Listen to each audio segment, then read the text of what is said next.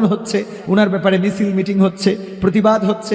এই মিছিল মিটিং প্রতিবাদ এটা সাতক্ষীরাবাসী এবং সাতক্ষীরার জনগণের এখতিয়ার, কারণ সেখানে যে একজন আলেম কবির বিন সামাদ নয়, একজন আলেম বেইজ্জতি হয়েছে বা একজন বক্তা ওয়াইজিন বেইজ্জতি হয়েছে, এই জন্য সাতক্ষীরা তারা তাদের নামের প্রতি সুবিচার করতে যেয়ে তারা আন্দোলন সংগ্রাম করছে।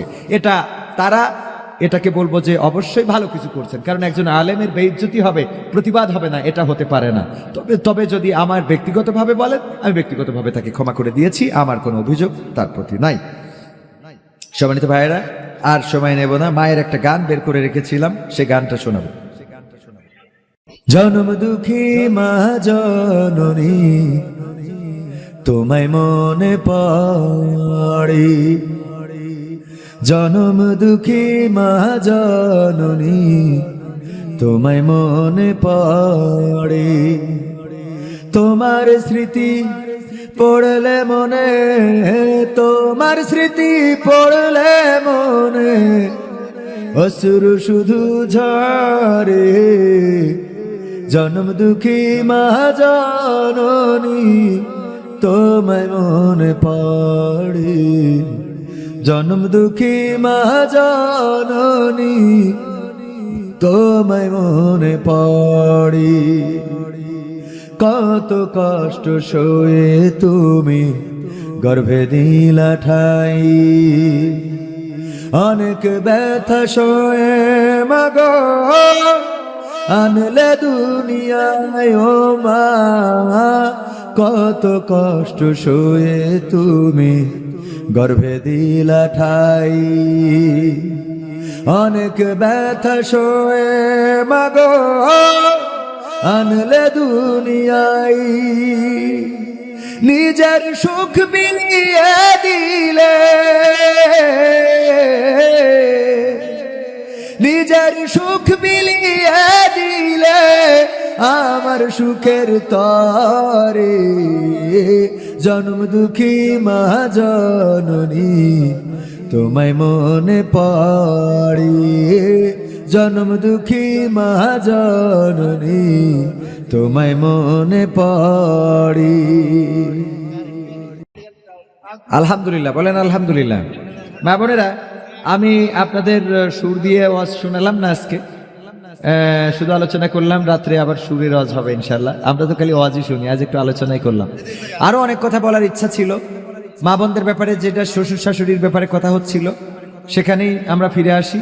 মাথায় রাখবেন যে আপনি আপনার মেয়েকে যেভাবে দেখতে চান, আপনার পুত্রবধূকে আপনি সেভাবেই রাখবেন। যদি সেটা করতে পারেন, সেটাই হবে ইনসাফ, এবং সেটা যদি করেন আপনার জন্য দুনিয়া এবং আখিরাতের কল্যাণ। আবার পুত্রবধূরাও চিন্তা করবেন যে আপনি আপনার মাকে যেভাবে রাখতে চান, সেভাবে আপনার শাশুড়িকেও দেখে রাখবেন। আপনি যদি চান আপনার ভাইয়ের বউ আপনার মাকে খেদমত করুক, আপনার মাকে ভালো খাবার রান্না করে খাওয়াক, আপনার মার অসুস্থতায় সেবা শুশ্রূষা করুক, গোসল করিয়ে দিক, মাথায় তেল মাখিয়ে দিক, চুলে বেনি কেটে দিক, কাপড় পরিয়ে দিক, এটা যদি আপনি আপনার মায়ের ব্যাপারে চান আপনার ভাইয়ের বউ এটা করুক, তাহলে পুত্রবধূরা মাথায় রাখবেন আপনি আপনার শাশুড়ির জন্য এই কাজটা করতে হবে। আপনি আপনার শাশুড়ির জন্য এতটুকু করবেন, এবং দেখবেন যে যদি কোনো পুত্রবধূ তার শাশুড়িকে মায়ের মতো দেখতে পারে, তাইলে এই শাশুড়ি ওই পুত্রবধূকে আমার মনে হয় না যে পুত্রবধূ মনে করবে, বরং সেও মেয়ের মতো মনে করবে। কিন্তু আমাদের ডিস্টেন্সটা হয়ে যায়, শাশুড়ি মনে করে এটা আমার পুত্রবধূ পরের মেয়ে, আর মেয়ে পুত্রবধূ মনে করে এটা আমার স্বামীর মা, সুতরাং আপন কেউ না। এই জায়গা থেকে আমাদের এই দূরত্ব বাড়ে। এই দূরত্বটা ঘুচিয়ে ফেলার উত্তম পন্থা হলো যে একে অপরের প্রতি রেসপেক্ট, সম্মান, ভালোবাসা এটা যেন থাকে। আল্লাহ কবুল করুন। বাবার গান একটা শুনি, বাবার গানটাকে মোনাজাত। আমার জন্মদিনে সবচেয়ে বেশি খুশি ছিলে তুমি বাবা, কখনো ভাবিনি আমি আমাকে কাঁদিয়ে তুমি এত সকালেই চলে যাবা, কখনো ভাবিনি আমি আমাকে কাঁদিয়ে তুমি এত সকালেই চলে যাবা। হাত ধরে তুমি হাঁটতে শিখাতে, ব্যথা পেলে আমি বুকে তুলে নিতে, হাত ধরে তুমি হাঁটতে শিখাতে, ব্যথা পেলে আমি বুকে তুলে নিতে, কোনো বাইনা করে কাঁদলে আমি তোমার স্নেহের হাতে চোখ মুছে দিতে। আজ তুমি নেই তাই নীরবে কেঁদে যাই, আজ তুমি নেই তাই নীরবে কেঁদে যাই। তোমার স্মৃতি শুধু মনে পড়ে বাবা, কখনো ভাবিনি আমি আমাকে কাঁদিয়ে তুমি এত সকালে চলে যাবা। কখনো ভাবিনি আমি আমাকে কাঁদিয়ে তুমি এত সকালে চলে যাবা। তুমি তো ছিলে বাবা বটেরই ছায়া, আদর সোহাগ দিতে করতে মায়া। তুমি তো ছিলে বাবা বটেরই ছায়া, আদর সোহাগ দিতে করতে মায়া। তোমারই সম্পদ নষ্ট করেছি কত, কখনো বলনি তুমি আমি অপায়া। আজ তুমি দূরে দূর বহু দূরে, আজ তুমি দূরে দূর বহু দূরে, কেমন আছো তা জানি না বাবা। কখনো ভাবিনি আমি আমাকে কাঁদিয়ে তুমি এত সকালে চলে যাবা। কখনো ভাবিনি আমি আমাকে কাঁদিয়ে তুমি এত সকালে চলে যাবা। বাবা গো বাবা, বাবা গো বাবা। তাহের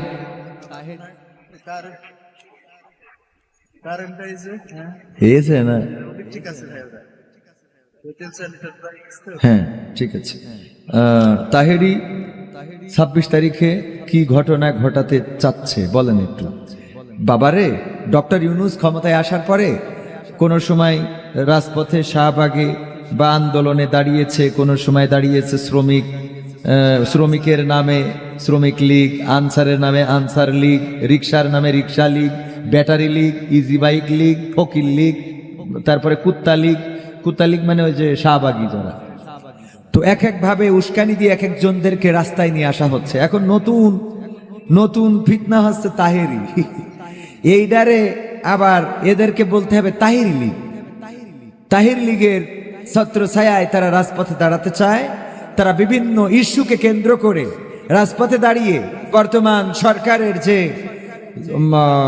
প্রাপ্তিগুলো আছে সেগুলো ম্লান করার পাশাপাশি ভাবমূর্তি ক্ষুণ্ণ করতে চায় এবং বহির্বিশ্বে দেখাতে চায় ডক্টর ইউনূস আসার পরে দেশে শান্তি নাই। কিন্তু ডক্টর ইউনূস এমন একজন ব্যক্তি, যেখানে যায় সেখানে তার হাতটা বলতে হয়, অনেকেই মাহাথির মোহাম্মদকে বলে যে তার হাতটা সোনার হাত, যেখানে হাত দিয়েছে সেখানে স্বর্ণ হয়ে গেছে।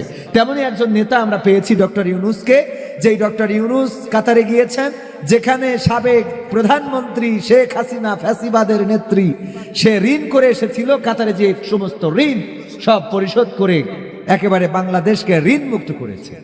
আর ঋণ মুক্ত আপনারা জানেন যে শহীদের রক্তের চেয়ে, এই হাদিসটা যদিও অনেকেই বলেছেন জাল জয়ীফ, তারপরেও প্রচলিত যে শহীদের রক্তের চেয়ে ঋণ পরিশোধ করা উত্তম, 1 টাকা ঋণ পরিশোধ করা উত্তম। আসলে সত্য, কারণ বান্দার হক নষ্ট করে আপনি শহীদ হতে পারবেন না। প্রভাবশালী কোনো নেতা যদি কখনো কোনো দল চেঞ্জ করে অন্য দলে যায়, সেই দলের ভাবমূর্তি বেড়ে যায়। তো এই জন্যে নেতাদের দল চেঞ্জ করাটাকে মানুষ ফুলের সম্বর্ধনা দেয় বা ফুলের সম্বর্ধনা দিয়ে নেতাদের দল চেঞ্জ করায়। আর সাধারণ মানুষ যদি কেউ দল চেঞ্জ করে, এটা নিয়ে কারো কোনো মাথা ব্যথা হয় না, কারণ জানি সাধারণ মানুষ দিয়ে খুব বেশি উপকৃত হওয়া যায় না। তো এই কারণে একটা প্রভাবশালী লোকের আসলে ইসলামের জন্যও দরকার ছিল। যারা ইসলামের বিরুদ্ধে, বিশ্বনবীর বিরুদ্ধে আন্দোলন করত, বিশ্বনবীকে হত্যার পরিকল্পনা করত, নির্যাতনের স্ট্রিম রোলার চালাতো। আল্লাহর রাসূল সাল্লাল্লাহু আলাইহি সাল্লাম যখন নামাজে দাঁড়াতেন, সিজদায় চলে গেলে উটের মরা পচা নাড়ি বুড়িগুলো মাথার উপরে চাপিয়ে দিতেন, বিশ্বনবীর দম বন্ধ হয়ে যেত। দিনের বেলায় বেরোলে পাথর নিক্ষেপ করত, গায়ে থুতু নিক্ষেপ করত, মানুষকে দেখিয়ে দিত যে পাগল যাচ্ছে, উপহাস করত, ছোট করে দেখত, মক্কার অলিতে গলিতে ঘুরতে দিত না। নবী সাল্লাল্লাহু আলাইহি সাল্লাম রাতের অন্ধকারে বের হতেন, রাতের অন্ধকারে যে দাওয়াত দিতেন। এই পরিস্থিতিতে আল্লাহ রাসূল বললেন, হে রব, তুমি যদি আমাদের মধ্যে, ইসলামের মধ্যে, দ্বীনের মধ্যে দাখিল করে দিতে আবু জাহেল, আবু লাহাব, উতবা, শাইবা, মুগীরা কিংবা ওমরের মতো কোনো ব্যক্তিকে। আল্লাহ রাসূল দোয়া করেছেন এবং সেই দোয়া আগের দিন, আগের রাতে করেছেন। পরের দিন সিদ্ধান্ত হয়েছে বিশ্বনবীর মাথাকে কাটতে যাবে, কে পারবে হত্যা করতে। ওমর রাদিয়াল্লাহু তাআলা আনহু তরবারি বের করে বললেন, এই কাজটা আমার দ্বারা সম্ভব।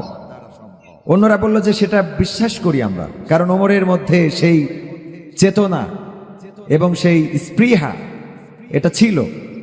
ওমর রাদিয়াল্লাহু তাআলা আনহু ছুটলেন আল্লাহর নবীকে হত্যা করার জন্য। পথিমধ্যে ইবনে নাইমের সাথে দেখা। ইবনে নাইম বললেন, কোথায় যাও? বলল, আমি নবী মুহাম্মদকে হত্যা করতে যাচ্ছি। বলল, তুমি কি ছোট এই ভেড়ার বাচ্চা ধরতে পারবা? বলল, এটা কোনো কথা হলো? তো ওটা ধরার জন্য ইবনে নাইম তাকে উৎসাহ দিল, ঠিক আছে ধরো, দেখি কেমন পারো। তো ভেড়ার বাচ্চা, ছাগলের বাচ্চা, এগুলো ধরা খুবই কষ্টকর। ছোট্টবেলায় তারা তিরিং বিরিং করে এদিক সেদিক চলে যায়। ওমর ধরতে পারলো না, গা ঘেমে গেল, মিজাজটা আরো গরম হয়ে গেল। ইবনে নাইম বলল যে, তুমি কি জানো যে তোমার বাড়িতে তোমার বোন এবং তোমার ভগ্নিপতি ইসলাম কবুল করেছে? এটা শুনে তো আরো অগ্নিশর্মা হয়ে গেল, চলে গেল বাড়িতে, দরজায় নক করলো। বোনেরা দরজা খুলতে, বোন ভগ্নিপতি দরজা খুলতে চাইলেন না। দরজা ভেঙে ঘরের মধ্যে ঢুকে বেদম প্রহার করা শুরু করে দিলেন। এক পর্যায়ে ফাতেমা রাদিয়াল্লাহু তাআলা আনহা, ওমর রাদিয়াল্লাহু তাআলা আনহুর বোন ফাতেমা বিনতে খাত্তাব, তার কপাল কেটে রক্ত বের হয়ে গেল। রক্ত হাতে লাগিয়ে নিয়ে ওমরকে দেখিয়ে বললেন, ওগো ওমর, তুমি যেই পিতার সন্তান, আমিও সেই পিতার সন্তান। তুমি যে মায়ের গর্ভে ছিলে, আমিও সেই মায়ের গর্ভে ছিলাম। তুমি আজকে আমাকে মেরে রক্তাক্ত করে দিলে। তোমাকে আমি বলে দিই, শোনো, যে কালেমা গ্রহণ করেছি, তুমি যদি আমাকে আমাদের মৃত্যুও দাও, যদি আমাদের মেরেও ফেলো, তারপরেও এই কালেমার পথ থেকে এক চুল পরিমাণ সরে দাঁড়াবো না। ওমর রাদিয়াল্লাহু তাআলা আনহু থমকে গেলেন যে এত শক্ত কথা। বোনকে বললেন, বোন, কি পড়ছিলে? কি এমন বাণী যেটা একবার ধারণ করার পরে সেখান থেকে আর ব্যাক করা যায় না, ইউটার্ন করা যায় না? বলল, তুমি পবিত্র হয়ে আসো, তোমাকেও শোনাবো। ওমর রাদিয়াল্লাহু তাআলা আনহু পবিত্র হয়ে আসলেন, শোনালেন, কোরআন শুনলেন, তারপরে ছুটলেন বিশ্ব নবী যেখানে আছেন সেখানে। সাহাবীরা খবর পেয়ে ঘিরে ধরেছেন যে এখন ওমর আসছে মাথা কাটার জন্য। আল্লাহ নবী সাল্লাল্লাহু আলাইহি সাল্লাম যখন ওমরকে নাঙ্গা তরবারি নিয়ে আসতে দেখলেন, সাহাবীদের বললেন, রাস্তা করে দাও, তাকে আসতে দাও, আমাদের কাছে আসতে দাও। কাছে আসতে দিলেন। আল্লাহ নবী দাঁড়িয়ে ওমর রাদিয়াল্লাহু তাআলা আনহুর বাহু ঝাঁকিয়ে বললেন, ওগো ওমর, তোমার মনের পরিবর্তন কি আল্লাহ এখনো করে দেয় নাই?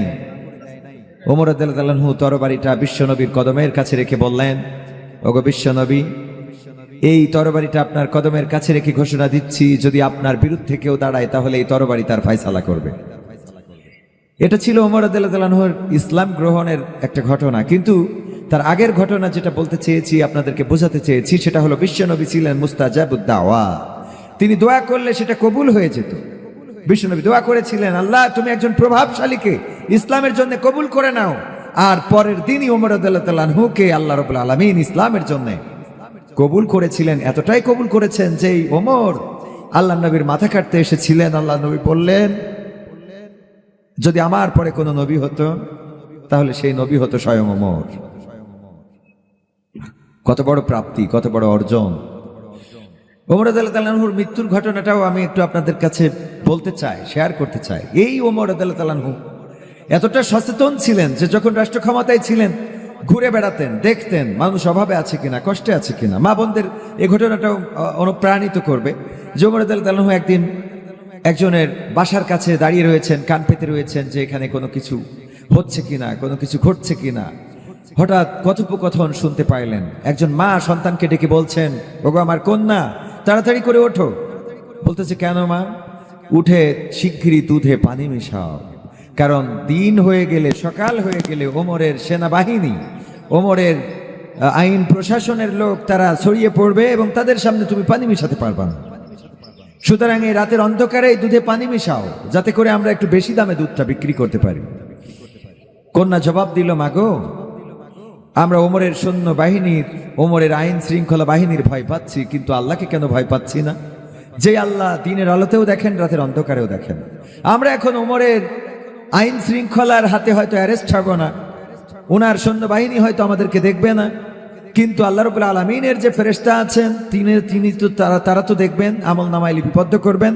এমনকি আল্লাহ রাব্বুল আলামিন এই রাতের অন্ধকারেও আমাদেরকে দেখবেন। সুতরাং দুধে পানি মিশায়ে আমরা আল্লাহর কাছে অ্যাটাক হওয়ার থেকে দুধে পানি না মেশানোটাই তো ভালো হবে।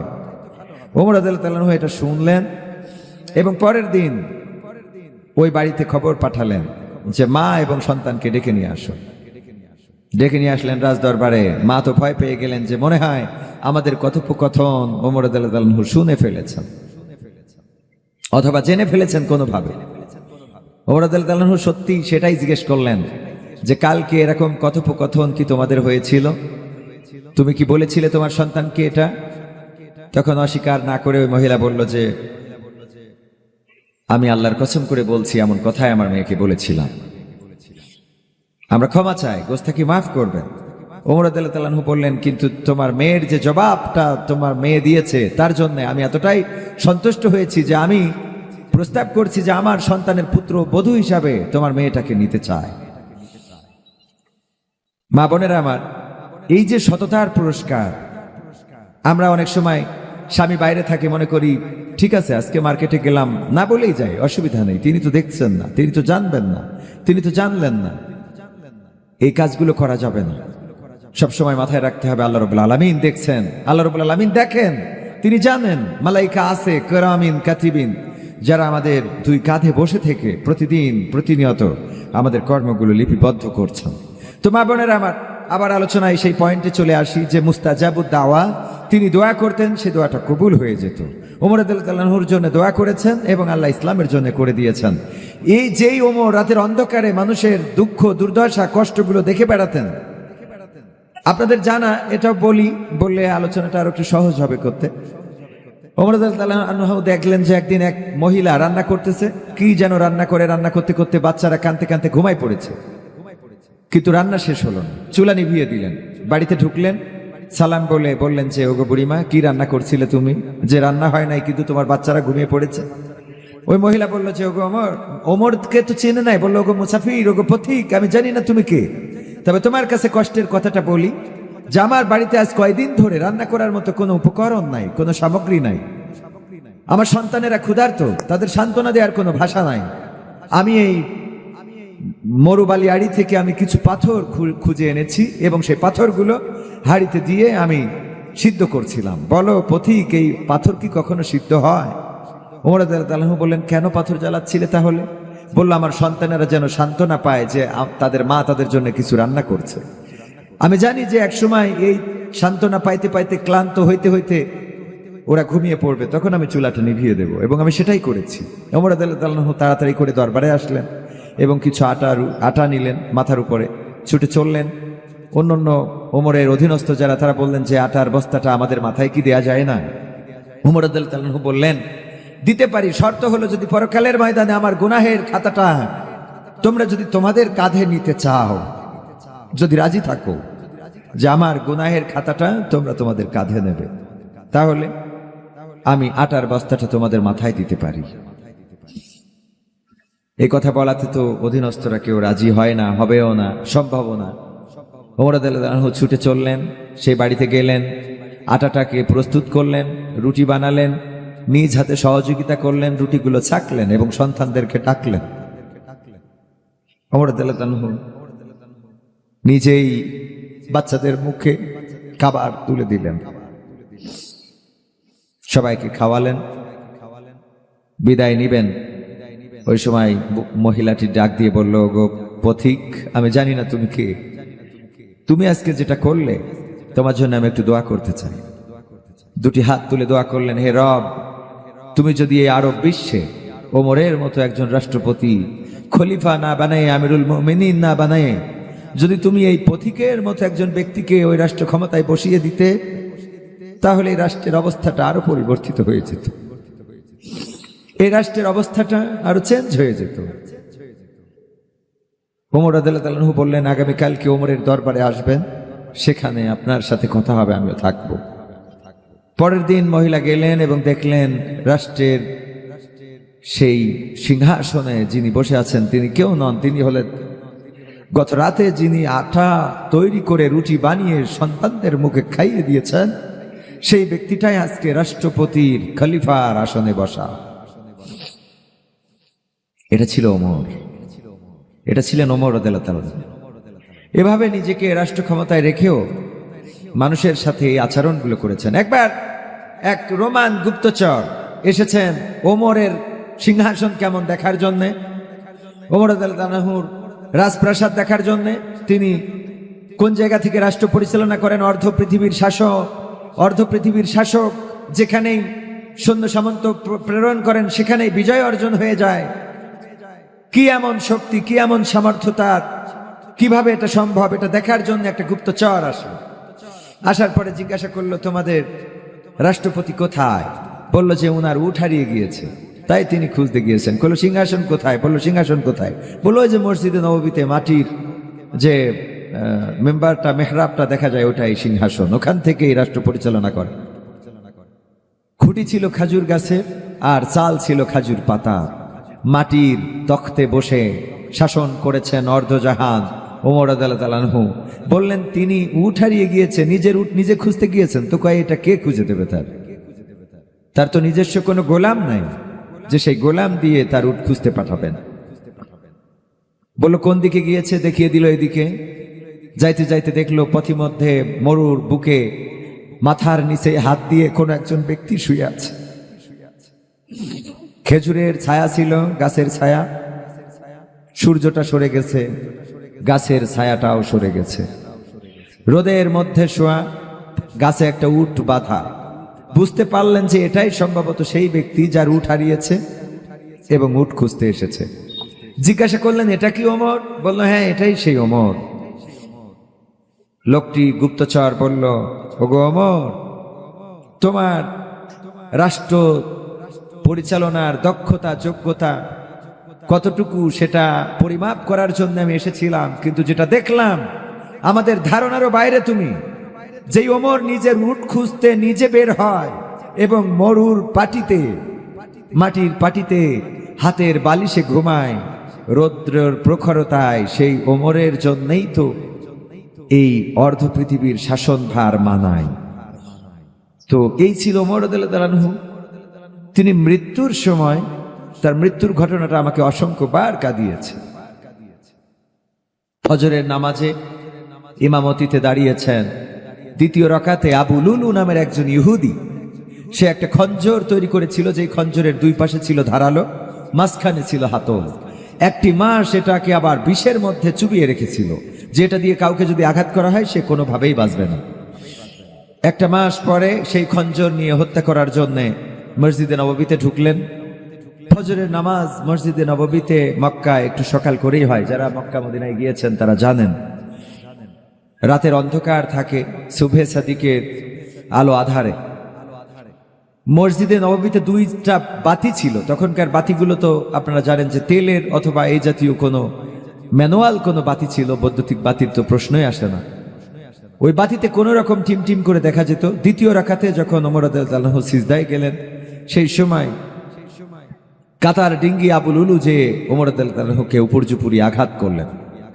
ওমর রাদিয়াল্লাহু তাআলা আনহু বললেন যে আমাকে কোনো কুকুর আক্রমণ করেছে, এতটুকু বলার সুযোগ পেয়েছিলেন। সাহাবীরা তাকে ধরার জন্যে যখন চেষ্টা করলেন, এক এক করে আঘাত করে সে বের হইতে চাইল এবং 7 জন সাহাবীকে শহীদ করে দিল। ওমর রাদিয়াল্লাহু তাআলা আনহু বেহুশ হয়ে গেলেন। পরবর্তীতে আপনারা জানেন হয়তো যে ওমর রাদিয়াল্লাহু তাআলা আনহুর পেটে এতটাই আঘাত হয়েছিল যে ভুঁড়িটা ছিদ্র হয়ে গিয়েছিল, যা পান করতেন সেটা বের হয়ে যেত। ওমর রাদিয়াল্লাহু তাআলা আনহুর সন্তান তার রুমাল দিয়ে, তার পাগড়ি দিয়ে ওমর রাদিয়াল্লাহু তাআলা আনহুর পেটটা বাঁধলেন এবং বাড়িতে নিয়ে গেলেন, সেবা শুশ্রূষা করলেন। যখন হুঁশ ফিরে পাইলেন তখন বললেন তোমরা আমাকে পানি দাও। চিন্তা করলেন হয়তো পানি পান করবেন, কিন্তু না, তিনি পানি দিয়ে উজু করলেন এবং বললেন, আমার নামাজটা কমপ্লিট হয়েছিল না, তোমরা কি নামাজ পড়ে নিয়েছো? সাহাবীরা বললেন, ওগো ওমর, আমরা পরবর্তীতে নামাজ আদায় করে নিয়েছি। ওমর রাদিয়াল্লাহু তাআলা বললেন যে, আমাকে কে আক্রমণ করেছিল? বলল, আবু লুলু নামের একজন ইহুদি, এবং সে এক ইহুদির গোলাম। বলল, শুকরিয়া সেই রবের যে আমি অন্তত মুসলমানের হাতে নিহত হই নাই, আমি মুসলমানের হাতে শহীদ হচ্ছি না, নিহত হচ্ছি না। যে হাকিম ছিল, সে যখন দেখলো দুধ পান করাইলে পেট দিয়ে গড়িয়ে পড়ে, বের হয়ে যায়, তখন এসে বলল যে আমার হাতে আর কোনো অপশন নাই, শুধুমাত্র এতটুকু বলা ছাড়া। আমাদের দেশে যেমন ডাক্তার বলে যে আই এম সরি, বুঝে নেয় যে এটাকে আর ফেরানো সম্ভব হবে না। ওমর রাদিয়াল্লাহু তাআলা আনহু সন্তানকে ডাক দিয়ে বললেন, তুমি একটু আবু হুজাইফাকে ডেকে নিয়ে আসো। হুজাইফা রাদিয়াল্লাহু তাআলা আনহুকে ডেকে নিয়ে আসা হলো। ওমর রাদিয়াল্লাহু তাআলা আনহু বললেন, ওগো হুজাইফা, বিশ্ব নবী সাল্লাল্লাহু আলাইহি সাল্লাম তোমার কাছে মুনাফিকদের লিস্ট করে দিয়েছেন, 100 জনের বা 100 জনেরও অধিক মানুষের তালিকা, যে মদিনায় কারা মুনাফিক। ওই লিস্টে কি আমি ওমরের নামটা কি আছে? আবু হুজাইফা বলতে পারো? বলা যাবে? মুনাফিকের লিস্টে কি আমার নাম আছে? এটা চিন্তা করা যায়? যে ওমর ইসলামের জন্য নিবেদিত প্রাণ, বিশ্বনবী বলেছেন, আমার পরে যদি কোনো নবী হতেন, সেই নবী হতেন স্বয়ং ওমর। জান্নাতের 10 জন সুসংবাদ প্রাপ্ত সাহাবীর মধ্যে দ্বিতীয়তম ব্যক্তি হলেন ওমর। আর সেই ওমর খুঁজছেন যে মুনাফিকের লিস্টে আমার নাম আছে কিনা। আবু হুজাইফাকে বললেন, হুজাইফা, আমার নামটা আছে কিনা, এই জীবন মৃত্যুর সন্ধিকোণে হয়তো কিছুক্ষণ পরে চলে যেতে হবে, যদি এতটুকু জেনে মরতে পারতাম। আবু হুজাইফা বললেন, এটা সিক্রেট একটা বিষয়, বিশ্বনবী কার নাম আছে এটা আমাকে পড়ে শোনাতে বলে নাই, এই অনুমতি দেয় নাই।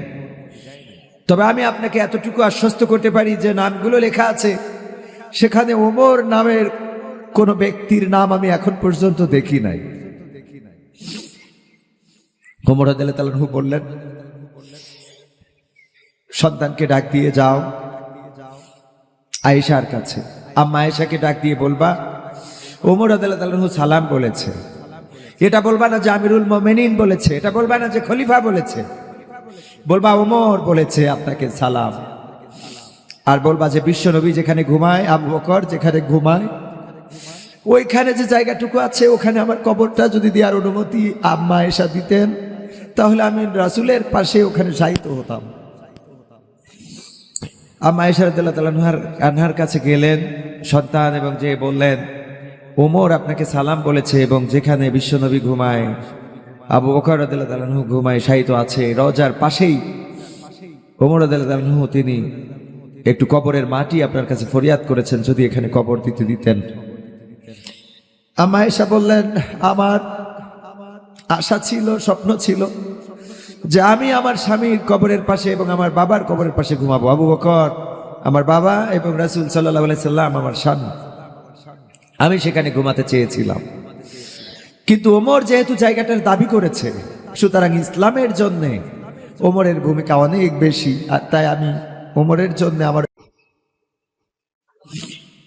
ওমর রাদিয়াল্লাহু তাআলা আনহু এখানেই শেষ করলেন না, তিনি মৃত্যুর পূর্বে আবার ওসিয়াত করলেন, হে আমার সন্তান, আমি মারা যাওয়ার পরে আমার কাফন পরানোর শেষে, জানাজা শেষে আমার লাশটাকে আবার আম্মা আয়েশার দরজার কাছে নিয়ে যাবা এবং বলবা যে ওমরের লাশটা আপনার দরজার সামনে, আপনি যদি অনুমতি দেন তাহলে এইখানে কবর দেওয়া হবে, যদি না দেন তাহলে সাধারণ মানুষের কাতারে ওমরকে কবরস্থ করা হবে। কারণ আমি বেঁচে থাকতে আমাকে খুশি করতে হয়তো বলে থাকতে পারে, আমি মারা যাওয়ার পরে যদি তার মানসিকতা চেঞ্জ হয়, তো এই জন্যে আর একটা বার আমি মৃত্যুর পরে তার বাসার সামনে লাশটাকে রাখবা এবং বলবা যে ওমরের লাশ এখন আপনার বাড়িতে দরজায়, যদি অনুমতি দেন তাহলে এখানে কবরস্থ হবে, না হলে জান্নাতুল বাকিতে কবর হবে। আম্মা আয়েশা রাদিয়াল্লাহু তাআলা আনহার কাছে নিয়ে যাওয়া হলো লাশ, এবং তিনি বললেন যে যেটা আগেও বলেছি সেটা এখনো। আপনারা যারা হজে গিয়েছেন তারা কবরগুলো দেখার সুযোগ পাইলে দেখবেন 3টা কবর ওখানে রয়েছে, যতটুকু দেখা যায়। তো এই মৃত্যুর ঘটনাটা আমাকে বারবার এটাই বলে যে ওমর রাদিয়াল্লাহু তাআলা আনহুর মতো একজন সাহাবী, তিনি মুনাফিকের লিস্টে নিজের নাম খুঁজেছেন যে আমার নামটা আছে কিনা। আমরা কোন মুসলমান, আমরা কি করেছি কি আমল আমাদের আছে যে আমলের জোরে আমরা জান্নাত পাবো, যে আমল আমাদেরকে জাহান্নাম থেকে বাঁচাবে। কত অপরাধ তো আছে যে অপরাধ যদি মা জানতো ভাত রান্না করে খাওয়াতো না, যদি বাবা জানতো বাড়ি থেকে বের করে দিত। আরে এই সন্তানের জন্য কি আমি দিনরাত পরিশ্রম করি? এত পাপ তুমি করেছো জীবনে। যদি স্ত্রী জানতো এক খাটে ঘুমাতো না। মা বোনেরা যারা আছেন, আপনার অপরাধ যদি স্বামী জেনে যেত আপনাকে স্ত্রীর স্বীকৃতিটাই দিত না, এমন অনেক অপরাধ আছে। আপনাকে স্বামীর স্বীকৃতি দিত না, সন্তানেরা মা বলে ডাকতো না যে আমার মা এত পাপী, এত অপরাধী, এই কাজ আমার মা করেন, এই অপরাধ, এই পাপ, এই গোনা আমার মায়ের জীবনে আছে। সন্তানেরা মা বলে ডাকতো না। এমন অপরাধ আছে যে অপরাধ গ্রামবাসী জেনে গেলে বিচার সালিশ বসাতো। এমন অপরাধ আছে যদি আমার অপরাধ আমার রাশেদ কবির ভাই জেনে যেতেন তাহলে এই স্টেজে বসায় কথা বলতে দিতেন না, বলতো বের হয়ে যান। আল্লাহ জানেন, আল্লাহ জানেন আমাদের অপরাধগুলো কত পাপী আমরা, জেনে না জেনে, ইচ্ছায় অনিচ্ছায়, প্রয়োজনে অপ্রয়োজনে কত অপরাধ আমরা করছি প্রতিনিয়ত।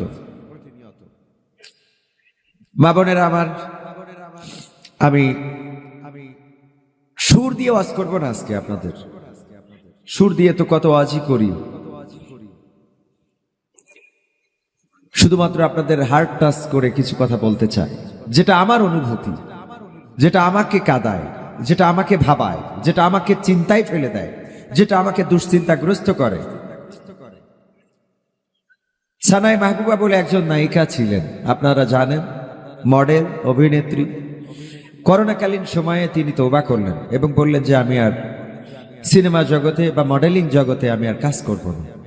সাংবাদিকেরা জিজ্ঞাসা করলো, কেন? আপনি তো নিজের ফিগারটাকে ঠিক রাখার জন্য অস্ত্রোপচার পর্যন্ত করেছেন, সার্জারি করেছেন, প্লাস্টিক সার্জারি করিয়ে নিয়েছেন, সেই মানুষটা কেন এই জায়গাটা ছেড়ে দিবেন? বললো যে এই জায়গাটা ছেড়ে দিতে চাই এই জন্যে, করোনাকালীন সময়ে যখন আমি অক্সিজেনের অভাবে ভুগছিলাম, এত বাতাস পৃথিবীতে, কিন্তু আমার বাতাসটা সংকীর্ণ হয়ে গিয়েছিল। চিন্তা করলাম যদি আজকে মারা যায় তাহলে আমার এই রূপ, সৌন্দর্য, চেহারা, আমার এই প্লাস্টিক সার্জারি তো কোনো কাজে আসলো না। আমি কবরে কি জবাব দেব ফেরেশতার কাছে? কি আছে আমার যেটা শো করব, যেটা শো করে বলবো যে এই আছে আমার? তো যেহেতু মারা যাওয়া লাগবে, সুতরাং আমি এই জায়গাটাকে বিদায় জানিয়েছি, বিদায় বলেছি। একটু চিন্তা করেন তো, আমার ডানে বামে যারা আছেন, সামনে পিছনে, আমার মা বোনেরা যারা রয়েছেন পর্দার অন্তরালে, আজকে যদি আল্লাহ আমাদের না করুন, যদি মৃত্যু দেন, কালকে কি নিয়ে আল্লাহর কাছে দাঁড়াবো? একটু চিন্তা করেন তো।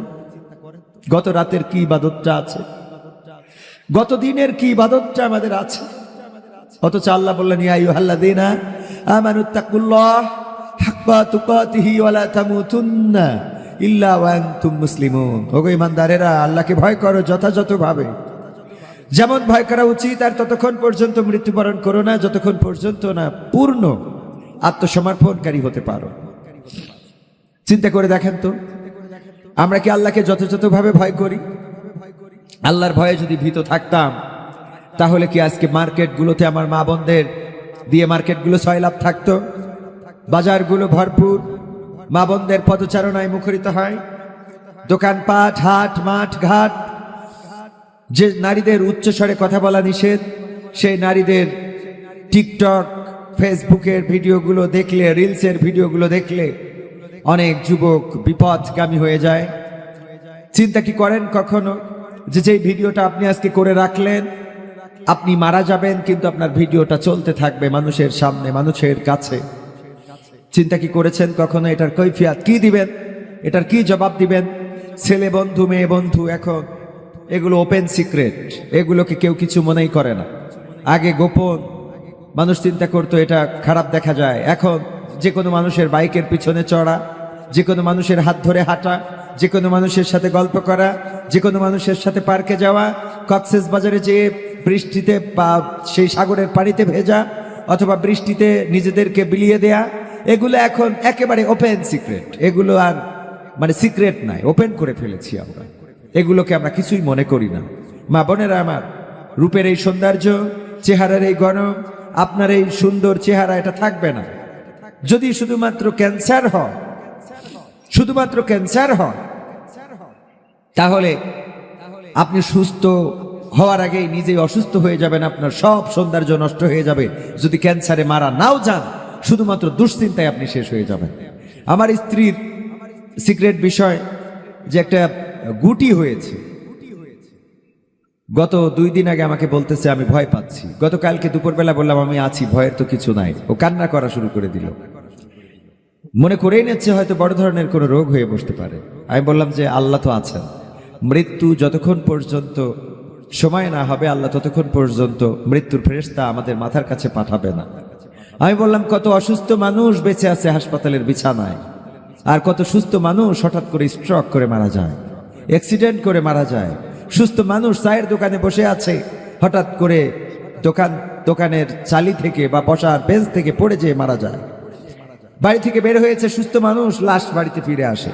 অথচ কত অসুস্থ মানুষ হাসপাতালের বিছানায় মৃত্যুকে ডাকে যে আল্লাহ তুমি আজরাইলকে পাঠাও, মালাকুল মাউতকে পাঠাও। আর এই পৃথিবী ভালো লাগছে না, চলে যেতে মনে চায়, কিন্তু আল্লাহ সময় হয় নাই তাই তাকে ডেকে নিচ্ছেন না। মা বোনেরা, তো আমি যে আলোচনা দিয়ে শুরু করেছিলাম, রাসূলের হাদিসটা শোনাচ্ছিলাম যে সাল্লাল্লাহু আলাইহি ওয়াসাল্লাম আমাদের বলতে হবে যখন বিশ্বনবীর নাম শুনবো তখন। তবে একটা মজলিসে একবার বললে হক আদায় হয়ে যাবে, বারবার বলা উত্তম। দ্বিতীয় কথা হলো, আল্লাহ রাসূল দ্বিতীয়বার আমিন বললেন এই জন্যে, জিবরিল আলাইহিস সালাম বললেন সেও যেন ধ্বংস হয় যে পৃথিবীর পরে পিতা এবং মাতাকে পেয়েছে কিন্তু জান্নাত অর্জন করে নিতে পারে নাই, সেও যেন ধ্বংস হয়ে যায়। আল্লাহ রাসূল বলেছেন আমিন। পিতামাতাকে আমরা পৃথিবীতে পাইলাম কিন্তু পিতামাতার খেদমত করে জান্নাত অর্জন করে নিতে পারলাম না, এমন হতভাগ্য, এমন দুর্ভাগা সন্তান আর হতে পারে না। এজন্য পিতামাতাকে খেদমত করে আল্লাহ রাসূল বলেছেন মায়ের পায়ের নিচে জান্নাত। ওগো মা তুমি এই ধরনের শ্রেষ্ঠ নিয়ামত, তোমারই পদতলে রয়েছে জান্নাত, তোমারই পদতলে রয়েছে জান্নাত। ওগো মা তুমি এই ধরনের শ্রেষ্ঠ নিয়ামত, তোমারই পদতলে রয়েছে জান্নাত, তোমারই পদতলে রয়েছে জান্নাত। এই পৃথিবী থাকতো ওগো ফুল পাখিহীন, এই পৃথিবী থাকতো ওগো মায়া মহীন, এই পৃথিবী থাকতো ওগো ফুল পাখিহীন, এই পৃথিবী থাকতো ওগো মায়া মহীন। যদি না পেতাম তোমার, যদি না পেতাম মায়ের মায়ারি হাত, যদি না পেতাম মায়ের মায়ারি হাত। ওগো মা তুমি এই ধরনের শ্রেষ্ঠ নিয়ামত, তোমারই পদতলে রয়েছে জান্নাত, তোমারই পদতলে রয়েছে জান্নাত। কোরআনে আল্লাহ তাআলা তারই পরে মা বাপের কথা দিলেন, তাদেরও প্রতি সদা এহসান তরে, এহসান তরে। কোরআনে আল্লাহ তাআলা তারই পরে মা বাপের কথা দিলেন, তাদেরও প্রতি সদা এহসান তরে, এহসান তরে। তাদেরই খুশিতে যে আল্লাহর সন্তোষ, তাদেরই রাগে তেরা ভয় যে অসন্তোষ, তাদেরই খুশিতে যে আল্লাহর সন্তোষ, তাদেরই রাগে তেরা ভয় যে অসন্তোষ। খোদারি রহম তারা, খোদারি রহম তারায় ধরার বরকত, খোদারি রহম তারায় ধরার বরকত।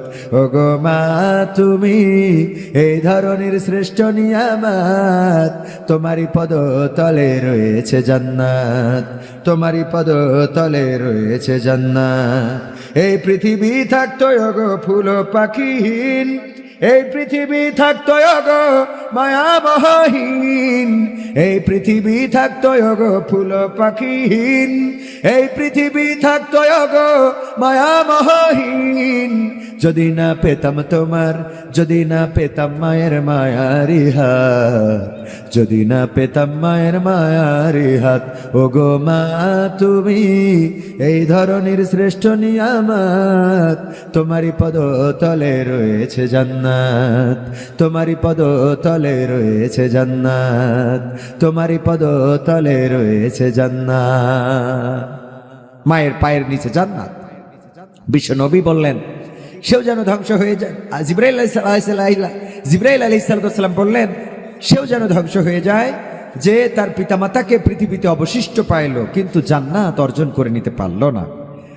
তাদের জন্য দুর্ভাগ্য যে বিশ্ব নবী দোয়া করেছেন যে এই লোকটি যেন ধ্বংস হয়ে যায়।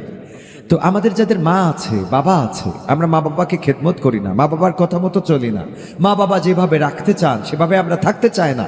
মা বাবা চান মেয়ে যেন পর্দা করে চলে, মেয়ে যেন অন্যায় সম্পর্ক না গড়ে, মেয়ে যেন সিরিয়ালের সামনে না থাকে, মেয়ে যেন লেখাপড়া ভালো করে করে, মেয়ে যেন পর্দা আল্লাহ রাব্বুল আলামিনের হুকুম যেটা ওয়া করনা ফি বুয়ুতিকুন্না ওয়ালা তাবাররাজনা তাবাররুজাল জাহিলিয়াতিল উলা, ওগো নারীরা তোমরা পর্দার মধ্যে থাকো, জাহেলি যুগের মেয়েদের মতো সাজুগুজু করে নিজেদেরকে প্রদর্শন করে বেড়ায়ও না। এই কথা আল্লাহ রাব্বুল আলামিন বলে দিয়েছেন। অনেক মা বাবাও চান কন্যাদের ব্যাপারে যে তারা যেন এটা মেনে চলে, কিন্তু অনেক কন্যাই চান না যে মা বাবার এই অনুশাসন মেনে চলতে। তসলিমা নাসরিন বলে একজন মেয়ে, আপনারা জানেন যে লেখিকা বাংলাদেশে ছিল। তার পিতামাতা খুবই ইবাদত বন্দেগী করা মানুষ এবং তসলিমা নাসরিনের লেখায় পড়েছি যে তার পরিবারটাও অনেক ইসলামিক, কিন্তু এই মানুষটারে আল্লাহ জাহেল করে দিয়েছে। এতটাই জাহেল যে পিতামাতার অনুশাসন তো মানেই নাই, ইসলামের অনুশাসন তো অ্যাভয়েড করেছেই, বরং এতটাই নিকৃষ্ট যে সে আল্লাহ বলে কিছু আছে এটা বিশ্বাস করে না, রাসূল সাল্লাল্লাহু আলাইহি সাল্লাম যে আল্লাহর প্রেরিত রাসূল এটা বিশ্বাস করে না, পরকাল, ফেরেশতা, মালাইকা এগুলোতে বিশ্বাস তো নাই, বরং সে মেয়েদের ব্যাপারে এমন এমন পচা কথাগুলো বলেন যেগুলো কল্পনাতীত। তার বক্তব্য ছিল যে ছেলেরা যদি তারা বাড়ি মাঠ থেকে কাজ সেরে এসে ওপেন খোলামেলা বসে বাতাস খাইতে পারে তো মেয়েদের কেন পারবে না, মেয়েরা কেন তাদের এত আটঘাট করে চলতে হবে, কেন তাদের এত পোশাক পরতে হবে, এই জাতীয় নোংরা কথাবার্তাগুলো তার বইয়ে, তার লেখায় এখন পর্যন্ত তার একটা পা পঙ্গু হয়ে গেছে, পা কেটে বাদ দিতে হয়েছে, তারপরেও এখন পর্যন্ত এই নোংরা কথাগুলো এইভাবেই সে নিজেকে উপস্থাপন করে। আল্লাহ তার হয়তোবা কপালে হেদায়েত নসিব করবে বলে মনে হয় না, কিন্তু এই কথাটা এই জন্য বলতে চেয়েছি যে সে একদা লিখেছে যে আমার মা বাবা তারা নামাজ তাহাজ্জুদ গুজারি মানুষ, তারা নামাজ পড়তেন এবং আমাকে চাইতেন আমি যেন নামাজি হয়ে যাই, আমি যেন রোজাদার হয়ে যাই, তো এরকম চাইতেন, কিন্তু সন্তান সেভাবে হয়ে ওঠে নাই। তো পিতামাতা থাকতে আমরা আমাদের অবশ্যই কদর করতে হবে এবং আমরা যেন জান্নাত অর্জন করতে পারি সেই চেষ্টাটা করতে হবে। আল্লাহ রাব্বুল আলামিন আমাদের সেই তৌফিক দান করুন। আর এখানে একটা সঙ্গীত আমি একটু শোনাতে চাই পিতামাতাকে নিয়ে, কারণ অনেকেই আছে বেঁচে থাকতে পিতামাতার খোঁজ খবর নেয় না, কিন্তু মারা যাওয়ার পরে কিছু কাজ করে। বলবো দুলা ভাই? ও তুমি জিন্দা থাকতে এক মুঠো ভাত, ও তুমি জিন্দা থাকতে এক মুঠো ভাত দাও নাই মা বাবার মুখে, মরলে খাওয়াও পাড়ার লোক ডেকে, রে মোহন আমার মরলে খাওয়াও পাড়ার লোক ডেকে। ও তুমি জিন্দা থাকতে এক মুঠো ভাত, জিন্দা থাকতে এক মুঠো ভাত দাও নাই মা বাবার মুখে, মরলে খাওয়াও পাড়ার লোক ডেকে, রে মোহন আমার মরলে খাওয়াও পাড়ার লোক ডেকে, মরলে খাওয়াও পাড়ার লোক ডেকে, ও মোহন আমার মরলে খাওয়াও পাড়ার লোক ডেকে। মাসে মাসে অনেক টাকা তুমি ব্যাংকে রাখো জমা, বাড়ি বাড়ি ভিক্ষা করে তোমার বাবা মা, ভাইরে তোমার বাবা মা। মাসে মাসে অনেক টাকা তুমি ব্যাংকে রাখো জমা, বাড়ি বাড়ি ভিক্ষা করে তোমার বাবা মা, ভাইরে তোমার বাবা মা। তোমার বউয়ের হাতে সোনার বালা, বউয়ের হাতে সোনার বালা, দিন যাই তার কত সুখে, মরলে খাওয়াও পাড়ার লোক ডেকে, রে মোহন আমার মরলে খাওয়াও পাড়ার লোক ডেকে, মরলে খাওয়াও পাড়ার লোক ডেকে, ও মন আমার মরলে খাওয়াও পাড়ার লোক ডেকে। শ্রাদ্ধ করো উপোস থাকো তোমার সাদা কাপড় গায়, কেউ 5 দিন কেউ 40 দিন, তারপর ভুলে যায় ভাইরে, তারপর ভুলে যায়। শ্রাদ্ধ করো উপোস করো তোমার সাদা কাপড় গায়, কেউ 5 দিন কেউ 40 দিন, তারপর ভুলে যায় ভাইরে, তারপর ভুলে যায়। এমন বাবা মাকে সেবা না করলে, এমন বাবা মাকে সেবা না করলে, বাবা মাকে সেবা না করলে দিন কাটবে না তোর সুখে, মরলে খাওয়াও পাড়ার লোক ডেকে। রে মোহন আমার মরলে খাওয়াও পাড়ার লোক ডেকে, মরলে খাওয়াও পাড়ার লোক ডেকে। ও মোহন আমার মরলে খাওয়াও পাড়ার লোক ডেকে। ও তুমি জিন্দা থাকতে এক মুঠো ভাত, জিন্দা থাকতে এক মুঠো ভাত দাও নাই মা বাবার মুখে, মরলে খাওয়াও পাড়ার লোক ডেকে।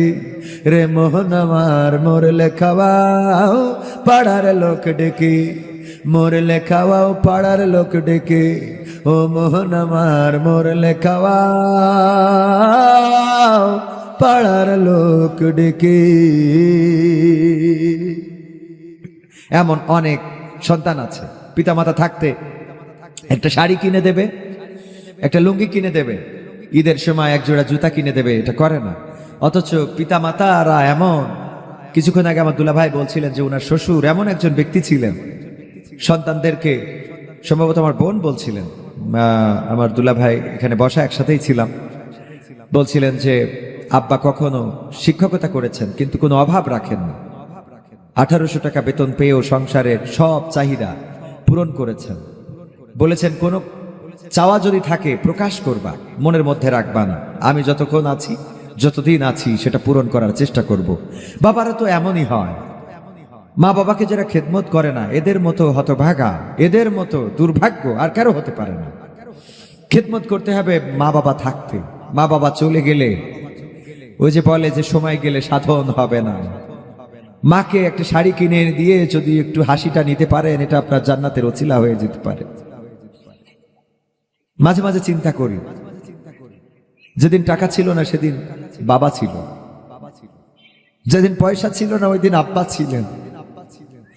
মাত্র 10টা টাকার জন্য আব্বার সাথে মনোমালিন্য হয়েছে, এবং সেটা ছিল আমার আব্বার জীবনের শেষ দিন, আমার বাবা টাকারও শেষ দিন। মাত্র 10 টাকার অভাব ছিল, 20 টাকা চেয়েছিলাম, ছাত্র শিবিরের অফিসে যাব, কিশোর কণ্ঠ কিনবো এবং একটা প্রকাশনী নেব। আব্বা বললেন 10টা টাকা আজকে দিচ্ছি, নিয়ে যাও, আর 10 টাকা কালকে মাহফিল করে এসে দেব। আমি বললাম মাত্র 20 টাকা চাইলাম, এটাই দিতে পারবেন না? আব্বা দিয়েছিলেন, কিন্তু সেই কষ্ট থেকে 10টা টাকা দিয়েছিলেন। ওই রাতটা ছিল আমার আব্বার শেষ রাত, শেষ দিন বের হয়ে আসা, এবং পরের দিন এই মানুষটার জীবন্ত বাড়িতে ফেরেন নাই। যে 10 টাকার অভাব ছিল সেই 10 টাকা না এখন প্রতিনিয়ত প্রতিদিন 10,000 টাকা তো